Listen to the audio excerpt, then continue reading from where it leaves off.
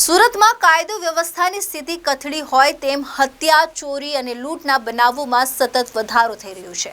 ત્યારે વધુ એક લૂંટની ઘટના પ્રકાશમાં આવી છે, જેમાં મહિદરપુરા વિસ્તારમાં હીરા વેપારી પાસેથી ₹88 લાખના હીરા લઈને કેટલાક શખ્સો ફરાર થઈ ગયા હતા। આ બનાવના સીસીટીવી ફૂટેજ પણ સામે આવ્યા છે। મહિદરપુરા વિસ્તારમાં શુક્રવારે હીરા વેપારી પાસેથી ₹88 લાખના હીરા લઈને કેટલાક શખ્સો છુમંતર થઈ ગયા હતા।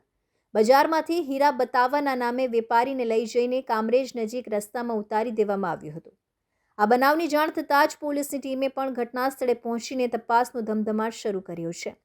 બીજી તરફ આ બનાવના સીસીટીવી પણ સામે આવ્યા છે, જેમાં જોઈ શકાય છે કે વેપારીને રિવોલ્વર બતાવી ટુ વ્હીલર પર વચ્ચે બેસાડવામાં આવ્યો હતો, જે બાદ લૂંટારુઓએ કામરેજ નજીક વેપારીને રસ્તામાં ઉતારી દીધો હતો અને 88 લાખના હીરા લઈને ફરાર થઈ ગયા હતા। પોલીસે સીસીટીવી ફૂટેજના આધારે લૂંટારુઓને પકડવા ચક્રો ગતિમાન કર્યા છે। Arvind Rathod, ABC news Gujarat, Surat.